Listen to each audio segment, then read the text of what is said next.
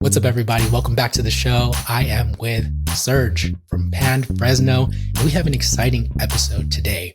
We're going to talk about how you can sell out your first or your next pop-up pizza event. But before we do all that, I want to welcome Sergio to the show. Welcome, bud. Hey, how's it going, man? Man, I'm doing good. Thank you for asking. I'm excited to talk to you because you have some beautiful ass pizza on Instagram. That's anything pretty on our Instagram is all my wife. She makes them look amazing. I don't have that attention to detail. I'm not the guy topping your pizza, and you don't want me to. Shout out to the pizza partners. You want me to cook it. You don't want me to top it. Well, before we get into your roles, and I know your wife's very much involved, and there's always this one way I like to start the show. There's no right or wrong answer to this question. What's good dough? Good dough is any dough. Dough it's not just for pizza, obviously, but that's what we're here for. But dough is a shareable food. Growing up, tortillas in my house, that's how my mom shows love. So dough, just dough is good. Any dough you can share with people. I don't care if you made it. I don't care if you went to a pizzeria and bought it. I don't care if you went to Trader Joe's and bought it. Just throw some toppings on it, share it. Tell me a little bit about your background. Like, you came into this passion somehow. How did you get there? Eating a lot of it for many, many, many years. It's my favorite food. I could probably eat it every day, but I don't know. I've always wanted like a pizza oven, but up until recently with like Uni and companies like that, you had to have like a whole oven built.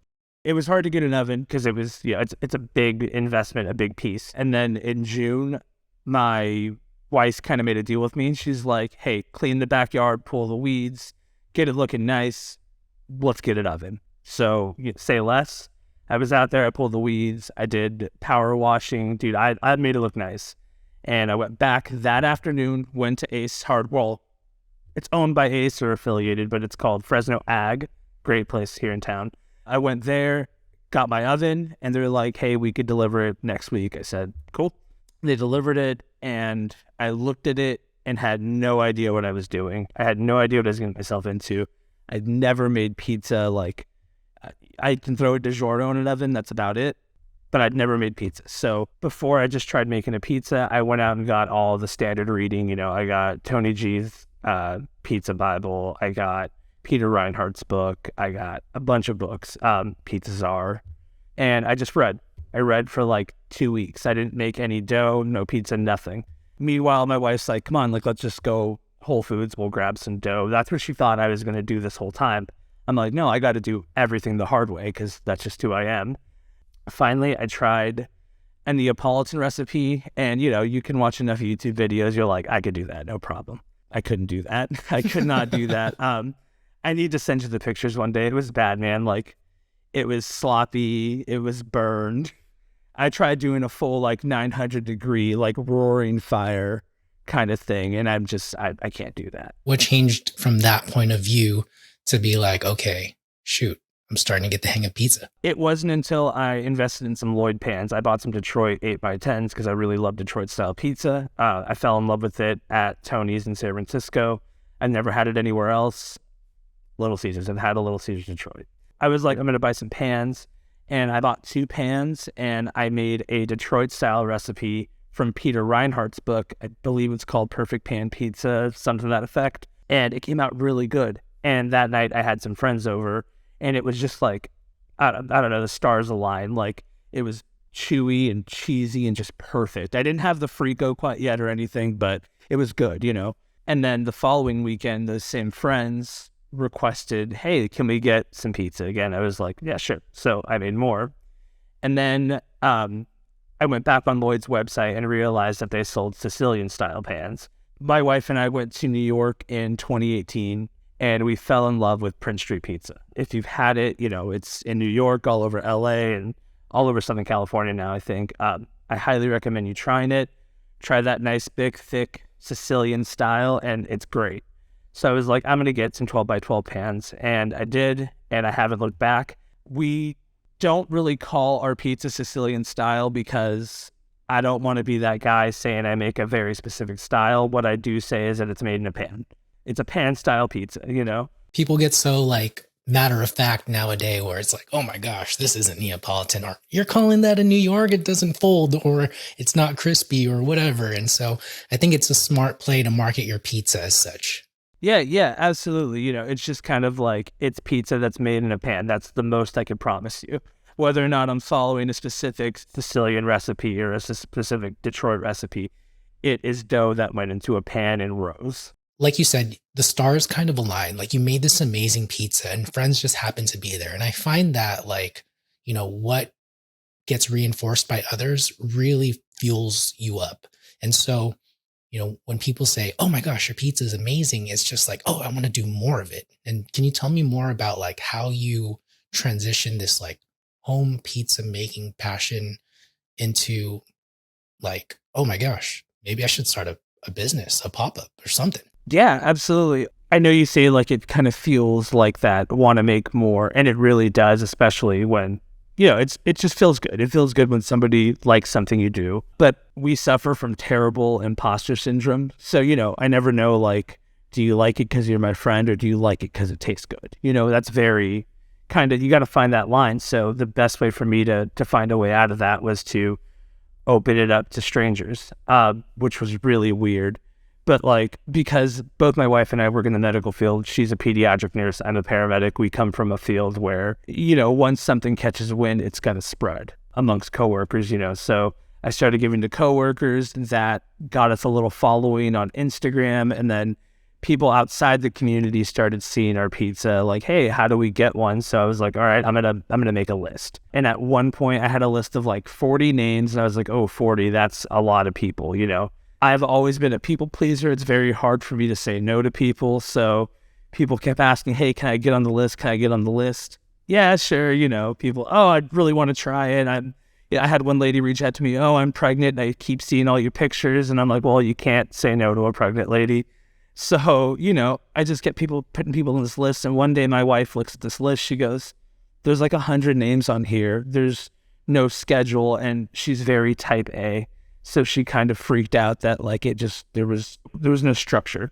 So she took over that and she's like, look, if you really want to get this going, these got to look good too. Like I don't have that attention to detail for the prettiness of a pizza. Like if it looks good, I'm going to eat it. But some people like it to look nice. She's one of those people.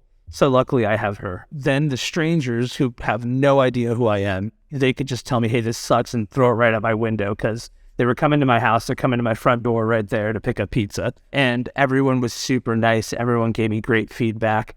I never had a single person tell me like, hey, like this, like, no, not for me, Not everyone posted about it, which is cool, but everyone told me what they thought about it, which is awesome. That's way better than sharing it. I don't care if you, if you shared it, but if you didn't like it, what does that matter to me, So that was really cool. And it just caught up. So Serge, how important is it to both have a high temperature portable oven and high quality ingredients? I bet you couldn't run your business without it, right? That is why I want to let our audience know that today's show sponsors are Uni Pizza Ovens and Cordo Olive Oil. At the end of the day, if you're looking to pop up and start your pizza business, or you want to make amazing pizza at home, check out Uni Pizza Oven because they have the oven that is going to help you make the pizza of your dreams. Their ovens get up to 950 degrees, and oh my goodness, are they efficient? Are they portable? Are they amazing? They're so cool, and you too can make amazing pizza anywhere you want, whether you're at home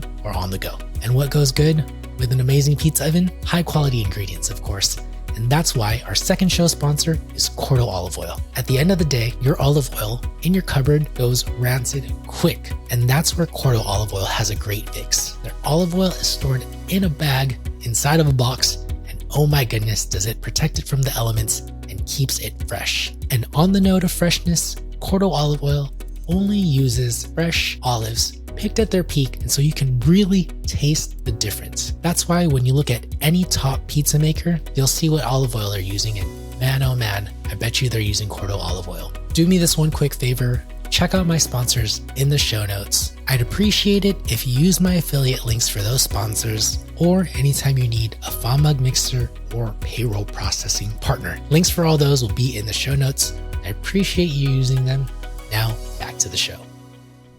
I find that soliciting feedback is so important. how did you solicit feedback? Was it just like, here's a pizza, let me know your thoughts? Did you have a specific conversation? Like, was it like, oh, if you post this on Instagram, I know you liked it, and if you didn't, you maybe thought it was so. Can you dive in a little bit more on that? Yeah, absolutely. So when I give someone pizza, I never, ever ask you to post it, whether you're the most popular restaurant in town or my neighbor. I don't want you to feel like you owe me anything. My whole thing is just feedback. I'm just trying to build my skill of something I didn't even do a few weeks before I'm giving you this pizza. So what I would say is, hey, just let me know what you think.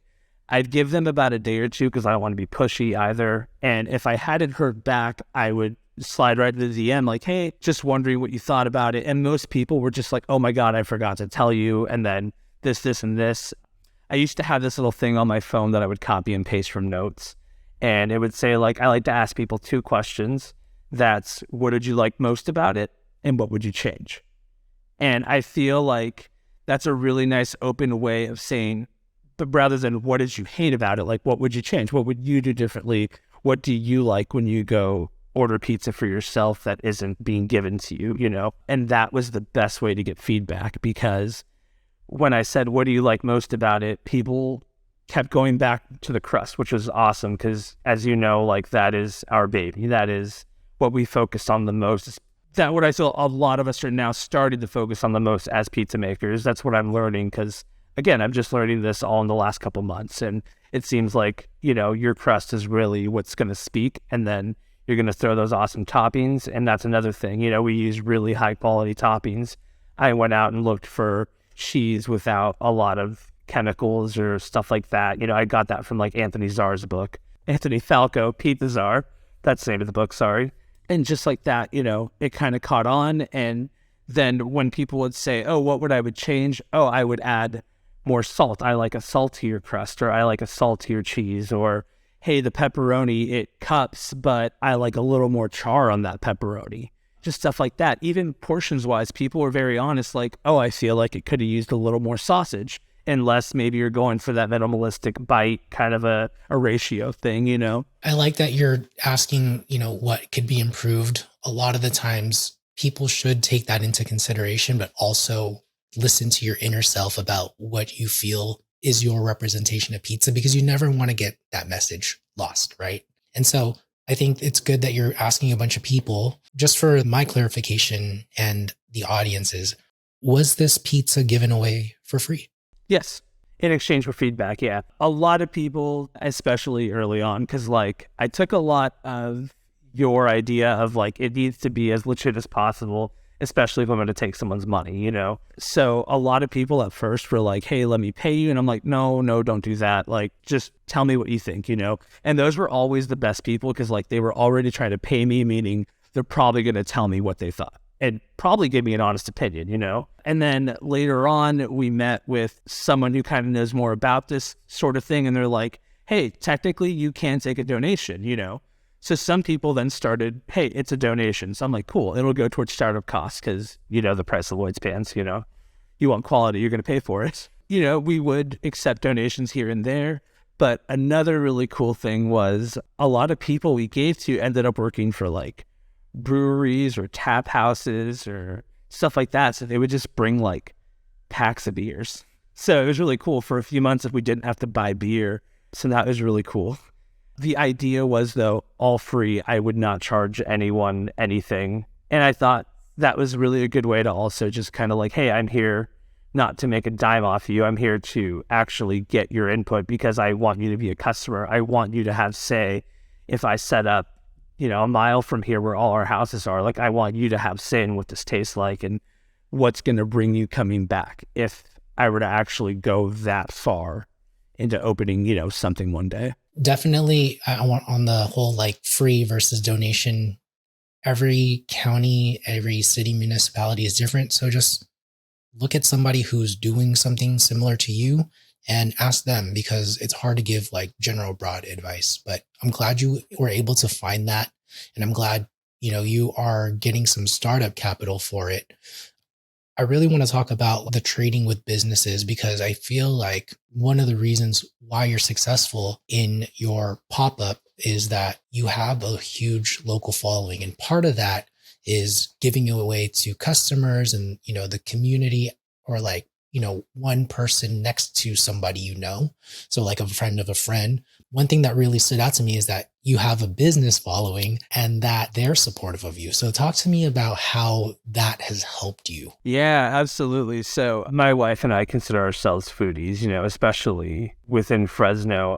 We're not the kind of people that go to Vegas and eat at the Outback Steakhouse on the Strip. And that's a total burn. That's a dig at my father-in-law. Oh my and God. He knows it. We make fun of him for that all the time. But I digress. Can I actually just comment on that? Like, we were on an airplane going to the Big Island. It was two of us, my wife and I, taking the aisle seat and the middle seat. And next to us was this local. And we're talking and we're like, hey, so we're going to go grab something to eat after this. Like, where should we go? And guess where she recommends us to go? Denny's. Outback freaking Steakhouse, man. Oh, it was Outback. Oh, it was actually Outback. It was actually Outback. And I'm like, whew. She's like, that bloomin' onion is fire. Dude, honestly, the bloomin' onion is fire. And the kookaburra wings. I'm not talking shit on Outback. I just mean, like, come on, like, you're in Las Vegas. I'm not going to, you're not going to Vegas for Outback, and I'm not going to Hawaii for Outback. So that is correct. Nothing against Outback Steakhouse. Part of my childhood. Love it. No, same. Yeah. I get what you're saying. We travel for food and we enjoy, new experiences. Yeah. And, especially as a pizza lover, this goes back before being a foodie. We travel for pizza. Like, I'll never forget the first time I went to Tony's. Like, we didn't go specifically to the city for that reason, but like that became the close second. Like, hey, after this show lets out, like, we actually left before the headliner of the concert to make sure we made it to Tony's before they closed. And to this day, I've never seen Hot Water Music live, and that really bums me out. But we saw the Flatliners. That was awesome. That's who we were there for. And then, sorry, Hot Water Music, we have to dip because Tony's. So I went there, and that was a life-changing experience. Like, I never viewed pizza the same because Fresno is we're that city, we're big, but and it's a cultural melting pot, but there's a divide in food where it's all a lot of the same, unfortunately. There's a few really popular pizza places here in town. You probably had them possibly, and they're all kind of the same, and there's nothing wrong with that. I'm not saying it's bad, but one thing I noticed, and the best compliment anyone ever gave me, was, you're offering something that I cannot get anywhere else. And that puts the biggest smile on my face. Anyway, going back to that, I just reached out. So there's a really popular barbecue place here in town, Mega Texas Barbecue. And Anthony and his wife are amazing people, and they have such big hearts and big love for the community. So I just wanted to kind of give back to them in a way, because they put on this barbecue class I've taken a couple times because I really love to barbecue. And, I just kind of hit them up on Instagram, and I was like, hey, I'd really love to share this with you. And they're like, yeah, sure. So I sent them this mock-up menu kind of thing that we made, and they chose 2. And at that time, they didn't realize who I was. I show up and they're like, oh, it's you. They didn't know me by name or anything. But I'm like, yeah. And they're like, oh, yeah, well, thank you so much. We really appreciate it. They were telling me about how the Fresno food community has treated them and how much they hope this goes for me kind of thing. And we left it at that. I went home, didn't really think too much about it at that point. And then that was maybe 3 p.m. And by 7, 8 o'clock, I just noticed my phone just keeps pinging. I'm like, what in the world is going on? And it says, Mega Texas Barbecue has posted you, whatever. And I'm like, oh, okay, cool. And they posted this whole video of our pizza. And then I was talking to them in the DM, just they're like, hey, this is really great. You need to get this to market. That you have something here. And, to really be told that, and a month before that, I'd never made a pizza, let alone a pan pizza in my life. So I'm like, okay, maybe that's just beginner's luck. But they shared the food, and suddenly we get a couple hundred followers. And then from those couple hundred followers, people, hey, how do I get this? And I'm having to direct people hey, I'm just getting started, whatever, adding more people to that list. And then I ended up giving to another very great food place, Pacific Fried Chicken. And I had actually never had Long's food at that time, but I'd been wanting to go. So I was like, hey, it'd be kind of cool if like we picked up dinner and like see if he wants pizza. Why not? He was like, yeah, absolutely. Bring some by. So I dropped off 2 pies for him. And at first I thought like, oh shit, he didn't like my food because like he didn't message me. He didn't post something. I was like, okay, cool. Hey, like, you're not always going to win. And I'm new at this. It's cool. So then next morning I wake up and like my phone says over 100 notifications on Instagram. I'm like, what in the world? Turns out he posted me to his story. And again, a bunch of his followers just showed up and here we are again. And then so I just chose like 3 or 4 more restaurants that I've always loved, that I've, loved to patron and stuff. And I respect their food, so I gave them mine, and it turns out they love me right back a lot of the time. Out of the several businesses I gave to, only one didn't reshare us, and that's totally cool because they gave me something more important than that. They gave me their feedback from like 8 employees. Whether you want to reshare, I don't care, but you're telling me, I still got the feedback, so that was really awesome. How was the feedback, out of curiosity? They were just saying it was really good. They loved the dough. They loved the crispiness in the bottom, the softness through the middle. One of their bartenders, I guess, I don't know if they went to culinary school or what, but they were really interested in our sausage and like the ingredients in the sausage, where we get it, stuff like that. I think one person said they would have loved some finishing salt. And funny enough, we now actually put finishing salt on that pizza. So that really helped us out. So shout out to that guy. Damn, dude. I'm loving your story so far. And I have like so many questions. I think we're going to take a pause real quick about the businesses because there's a lot more I want to ask about that. And so we will go back there if you're listening. Let's talk about this whole beginner's luck thing, because you mentioned that and I'm like, oh man, that's some real stuff, because that's kind of what's holding me back on like being able to put out food there, because like, I don't want it to like look one way one day and then it looks different the other day and it's inconsistent. And so how do you kind of get over that? I think it's just understanding that because so many of us eat pizza from places like Round Table. I grew up eating Round Table. I love Round Table, and you always know when you order Round Table, it's going to be the same, but they have a corporate process behind their pizza. I don't have an R&D team. My R&D team consists of me, my wife, and then our 2 best friends, Jake and Sydney, who are also gracious enough to help us in all this, just like day-to-day stuff. They're awesome people.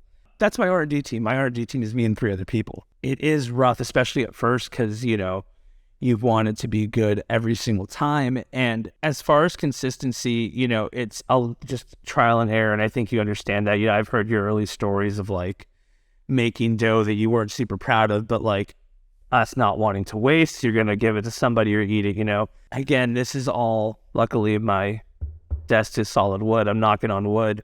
A lot of it is luck, man. I don't know if I just take good notes, because I always take notes while I make different dough, I've never had a major disaster. Like, I think there was one time that my dough overproofed and I was like, I can't serve this to anybody. Luckily, I was only giving it to like 6 people that week and they all understood. Everybody's really cool. I was like, hey, I don't feel right. Even if it's free, I just can't give you something like this. You can't salvage this. So that was the first time I threw away dough and I was like bummed. I was like, what a waste of time and money. And these people wanted their Friday night pizza and I just ruined their Friday night, But I just made sure that never happened again. And I took more notes and I kept making dough weekly. Even if there weren't pickups, I was still making pizza for me, my wife, my parents, her parents. Sometimes we like to take the oven with us to my parents' house or her parents' house and we'll just make pizza for the family, So I was always making pizza. And then I came across Slow Rise Pizza Company, Noel over there, and there's these classes. I had heard about them. I forgot who you interviewed, but someone had gone through them, so I looked them up.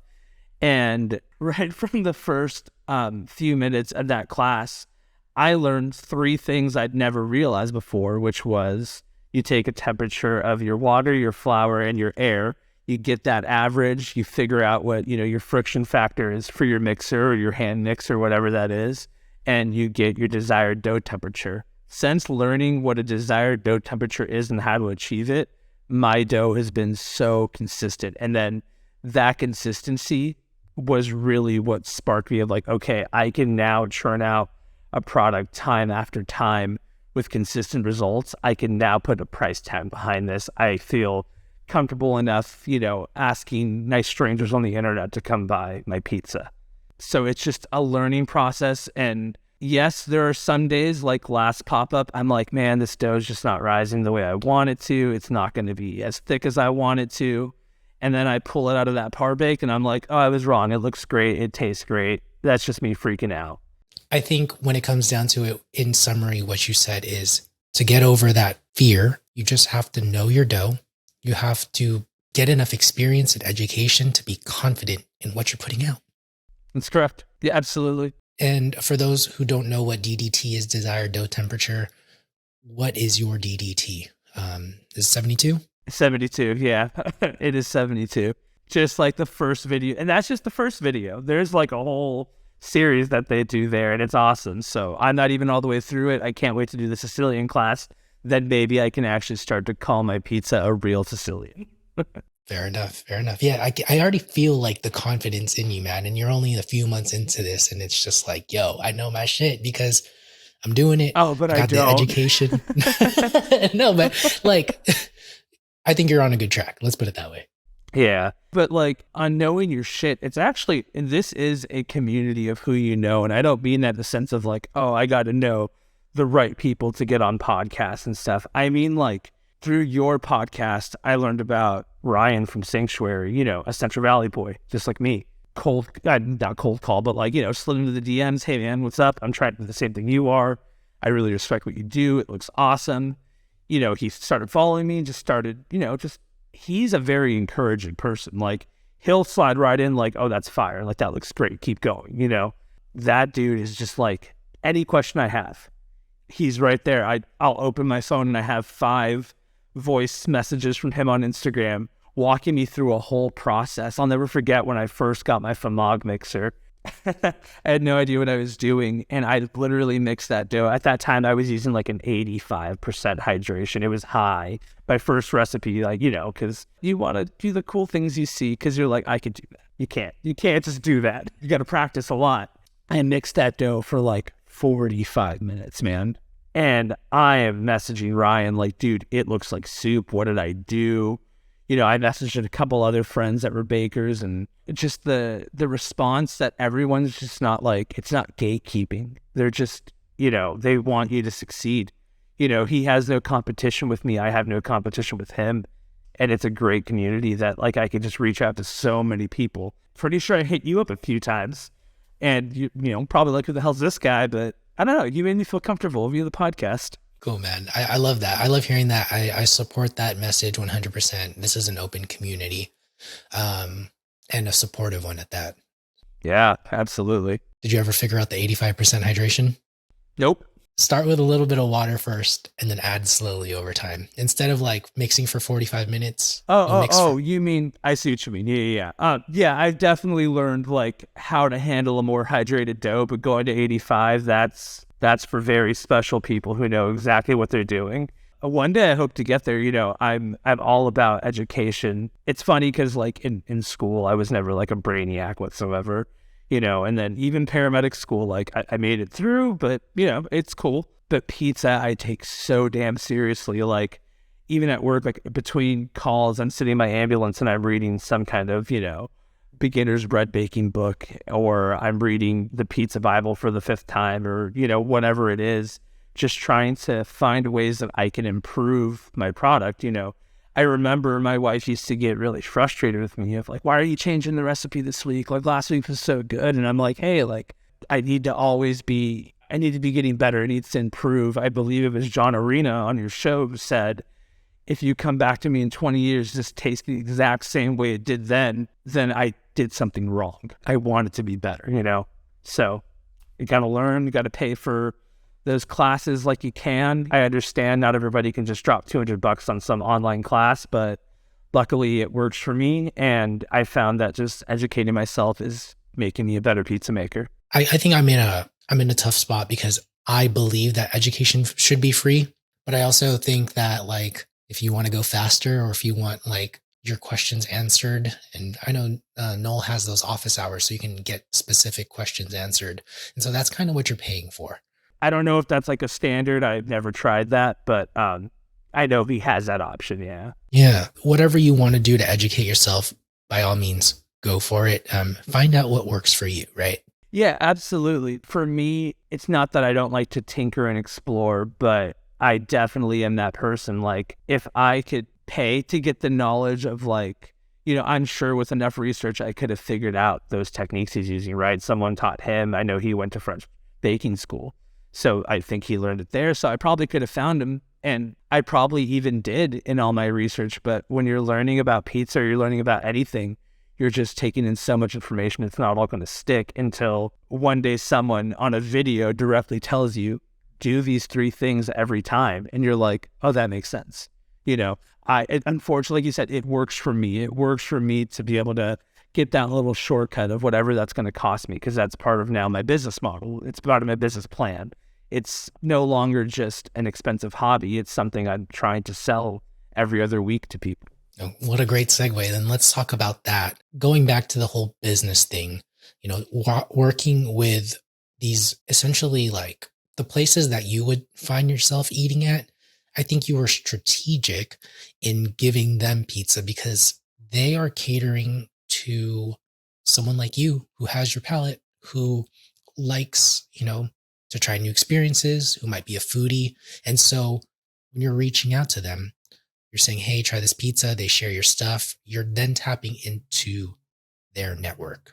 Does that summarize it pretty well? That's 100% how I saw it.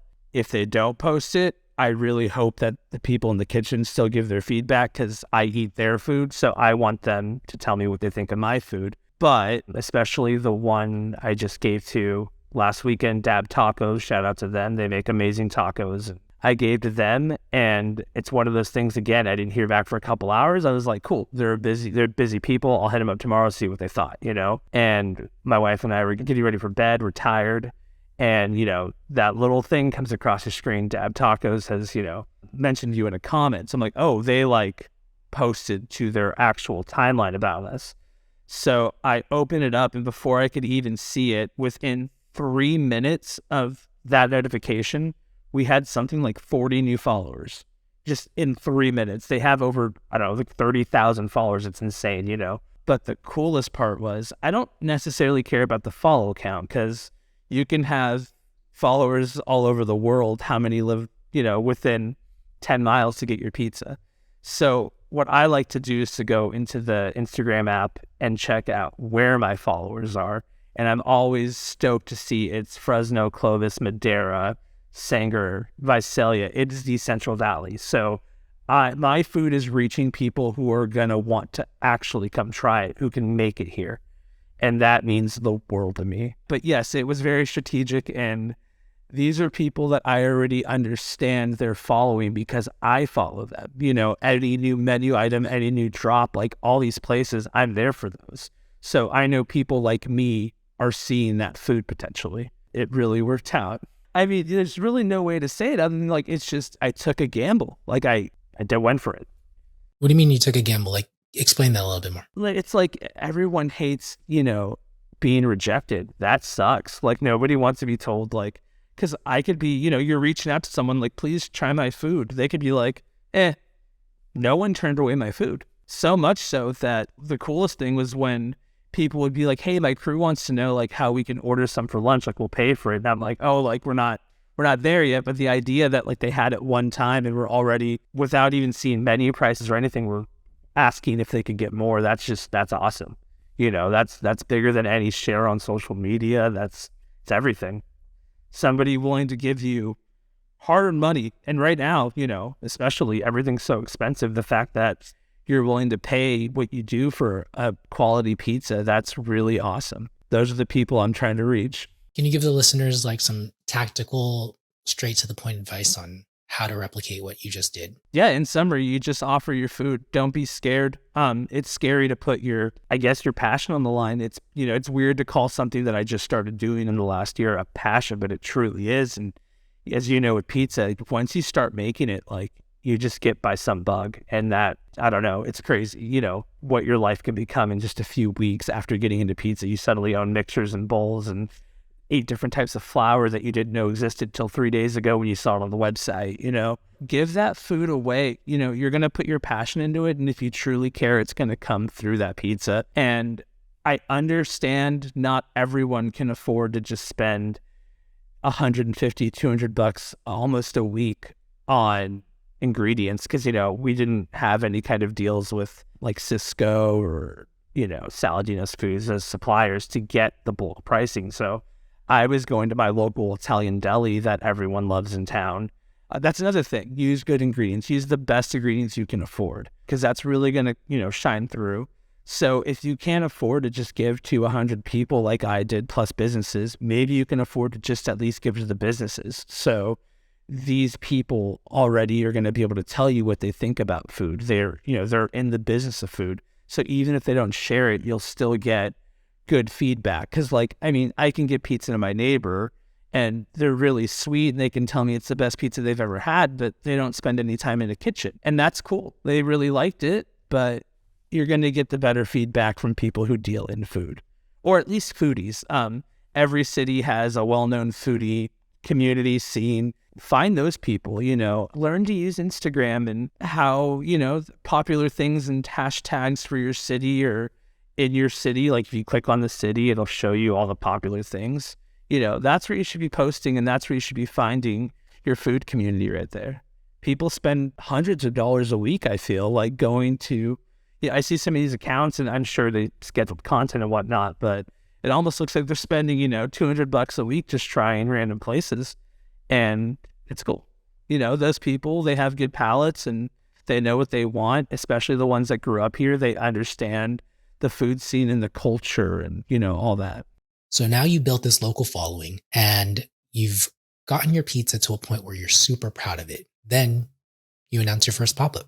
Tell me about that. Way too good for a first pop-up. It can only go downhill, right? It just ran so smooth. So we pop up at a place called Spokeasy Public House. It's in the Tower District of Fresno, my neighborhood. It's literally less than a mile from my house. That's, again, another business that I wouldn't say I frequented over the years, but they've opened it for 10 years, and I've definitely gone there a handful of times. They have really good tap selection and beer to go. They don't offer their own food. They always have other food come in. So I was like, hey, I'm going to hit up those dudes. They seem really cool. It's funny because the first time I hit them up, I was like, hey, I want to leave some pizza. And I think in a fashion that I have of sending a message, something got misconstrued. They're like, yeah, you could definitely pop up here. And I'm like, oh, no. Like, I don't want to pop up yet. Like, I just want to bring you guys some pizza. So yeah, cool. They got some pizza. They loved it. They shared it. And they gave me that open invite of like, hey, whenever you're ready, you just let us know and you can set up in our backyard. They call it Narnia. It's awesome. And I'm like, okay, cool. That was in like July or August of 22, nowhere near ready for me to pop up. So I do my thing over the next couple months. And the end of January, I had this weird idea of, hey, February 9th is National Pizza Day. Let's go for it. Who doesn't want to have pizza on National Pizza Day, So people have been asking. So I put a poll up on Instagram. The Fresno foodie community really, really loves to be interactive on Instagram. We have great engagement on there.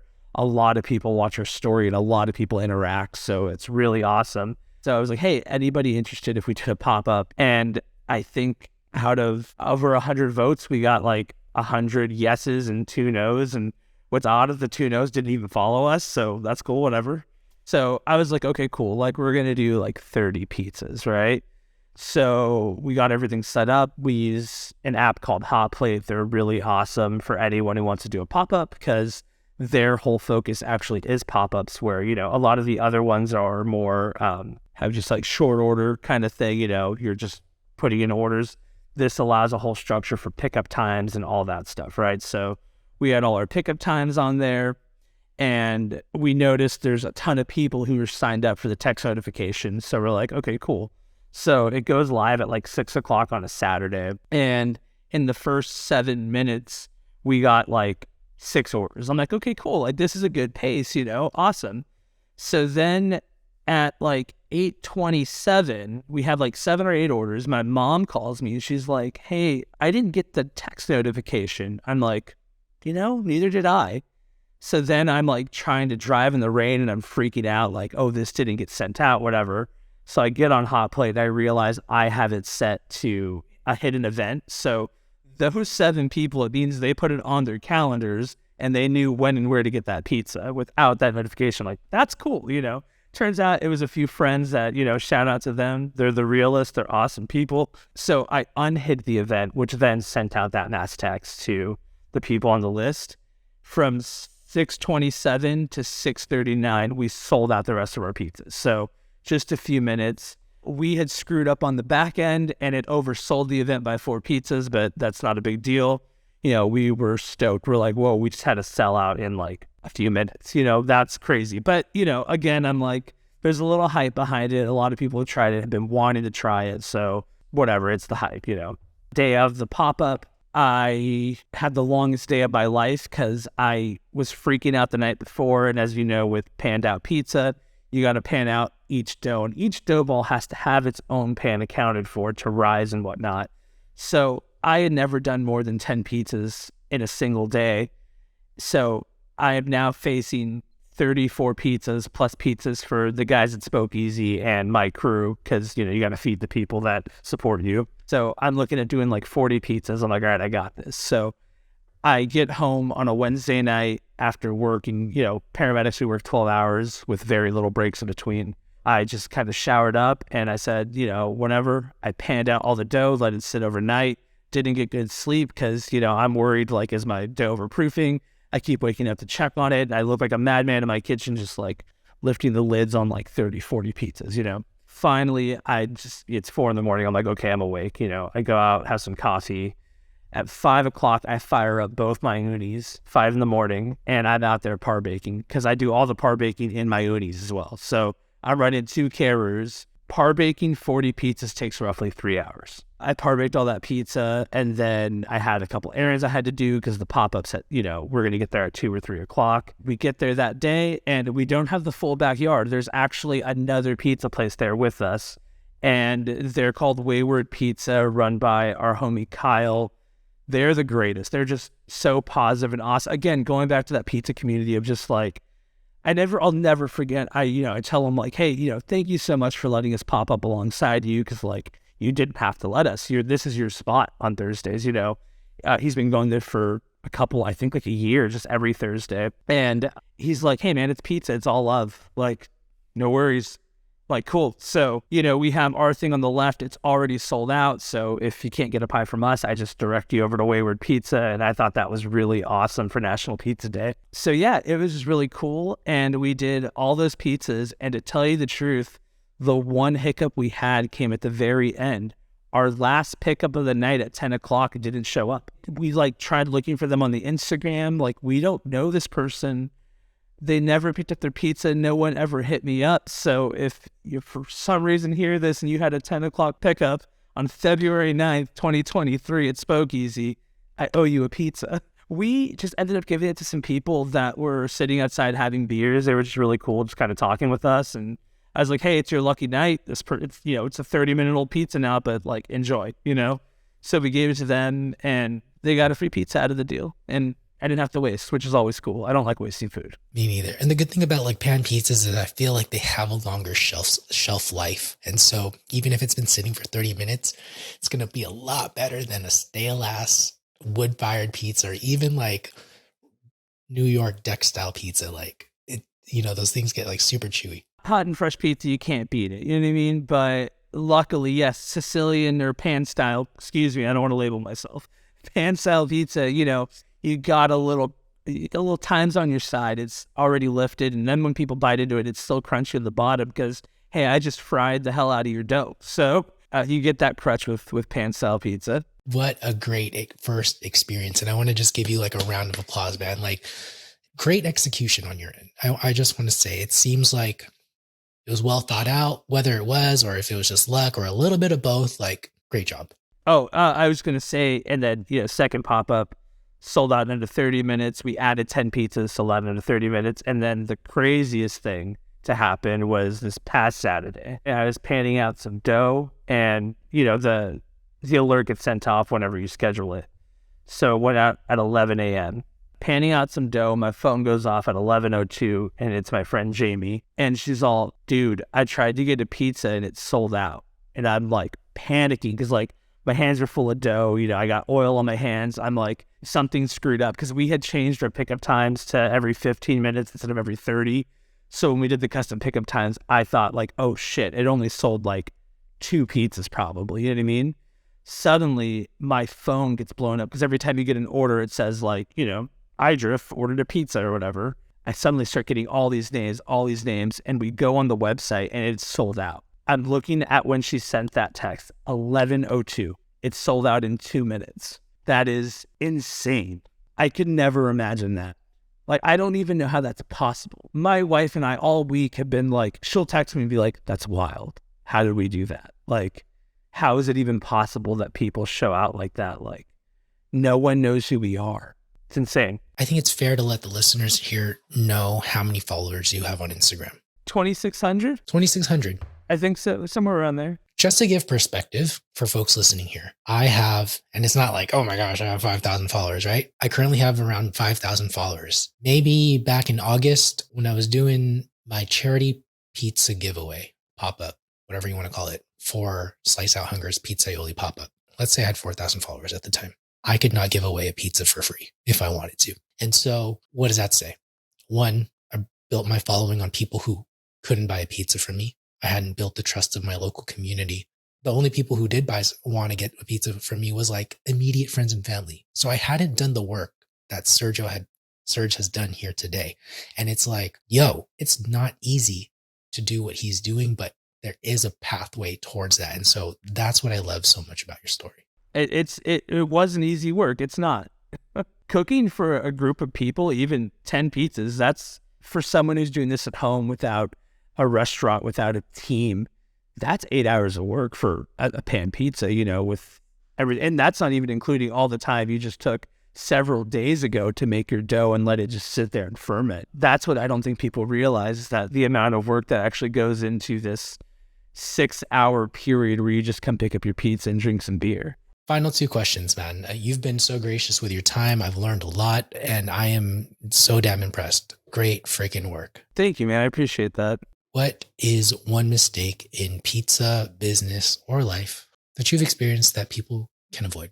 In life, sometimes slow down to think about the big picture of something. I have a habit of really going like, all my friends make fun of me. My wife makes fun of me. I really take my hobbies very seriously. Like, you can't see it, it's out of frame, but like behind me to my left in the other room, I have over 1,000 records, like a record collection. Something I thought, I'm just going to buy a couple of punk and hip hop albums that I love. And now we have 1,000 records. You know, my hobbies go from 0 to 60 very quickly. And for someone who's thinking about doing this, understand that like, you may not make your money back. I know people that have tried to do not pizza, but similar things. And no matter how good anyone thought it was, it just, you know, for one reason or another didn't work out. And that's the hard part. Take a look at the big picture, slow down a little bit, make sure this is something you truly want to invest in. And you got to know this may not work out, so go slow. There's no need to go buy a $2,000 Famog mixer and $4,000 worth of pans and $2,000 worth of ovens. Buy one oven. You can use a home oven for Sicilian pizza or any pan pizza, honestly. It doesn't have to be that hot. There's hacks. Read Pizza Bible. There's tons of hacks. Go to YouTube. You don't have to get the oven, you know. You could just get one pan and you can hand mix a small batch of dough. You don't have to do 20 balls at one time, you know. So take your time on that. But overall in pizza, learn your dough. Learn how to make that same dough, whatever that is you're working on that week or, you know, that year. I know you're using sourdough and that sounds hard. And I truly want to learn to do that one day. I really admire that of you. But, you know, learn your dough.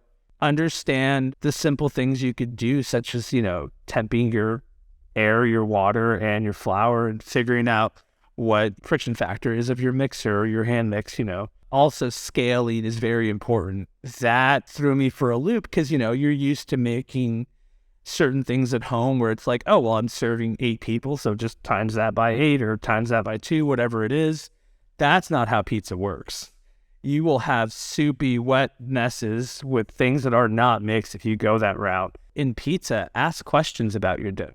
Ask people that are willing to tell you, talk to people like Ryan at Sanctuary, talk to your local bakers, talk to anybody who does this so you can kind of get a grasp of like, oh, okay, like, so, oh, baker's percentages, what the hell is that?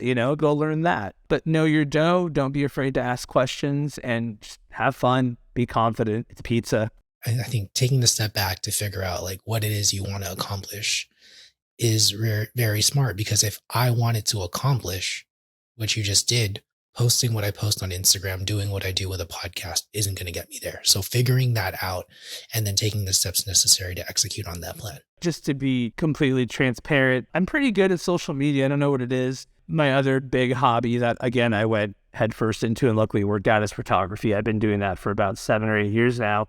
And I've really built up a following on my personal Instagram. But I can tell you firsthand that a follow count does not translate to direct sales, because I do sell my prints, stuff like that. There's nearly 9,000 people who follow me on there, and maybe 50 of them have reached out to buy prints, So I could tell you a follow count does not translate to sales. It does not translate to you as a pizza maker, as an artist. It's just a follow count. It's a bunch of strangers on the internet. Let me ask you this, just because I'm wondering it and the audience is wondering it. And some people who are listening to this podcast, they may think, oh, well, Sergio had 9,000 followers on his account. It's easy for him to like build credibility with other businesses when he's offering pizzas. Oh, no, I didn't do that from my personal account. No, I did that from the pizza account that had no credibility. Yeah, because you're right. Like if someone approached me with like 20,000 followers was like, hey, do you try this pizza? I'm probably going to say yeah. No, I did that all from the first iteration of my Instagram name, which was Oso's Pan Pizzas. Catchy, right? Luckily, that got changed. Again, my wife, branding. Branding's very important. That had nothing to do with my personal account. Again, like when I hit up Mega Texas, I've talked to them through my personal account. They know who that guy is. I never talked to them for the pizza account. They didn't know that guy. They went out and said, yeah, we'll try it. Why not? What do they have to lose? Those worlds are so different. You go on my personal account, it's very nicely color coordinated photographs, black and white rows and color rows. It's not the food. I don't post my lunch on there. That goes to the stories. You want what's going on in the lunch, you stick around for the story. Yeah. And so if you're just starting off, like don't let your small follower count or like your brand new page stop you. Follow numbers mean shit. It means shit if you can't back it up. It doesn't mean anything if nobody wants to try your food. I would rather have 20 people who always want my pizza than 20,000 people that A, can't get it, or B, wouldn't want it. Beautifully said. Serge, you've been so gracious with your time. I can't wait to have you back on the podcast to follow up and see where your journey's taken you. But what do you want to leave the audience with today, man? Try making pizza. Go make it. Even if it's your first time, it's fun. You'll make fun of yourself for burning an entire side of a pizza. It almost looks like pure East Coast. Burn some pizza, learn from your mistakes, but enjoy yourself. I love that. Thank you so much for being on. I appreciate you. That was fun, dude. Well, there you have it. My conversation with Serge. I hope you learned a lot, and I hope you do us this one quick favor and check out the links in the show notes. There you'll find our Instagram handles where you can check out at @PanFresno or me at What's Good Dough. Also, if you haven't done so already, please subscribe to the show. That way you get notified anytime there is a new episode. One more favor I ask from you is please share this with a friend. I know you know a pizza maker who would love and appreciate this episode. And so if you share it, thank you in advance for doing so. Finally, if you haven't done so already, I'd appreciate a review. 5 stars would be amazing, as it would help grow the show so much. I appreciate you. I love you. Till next time. Peace.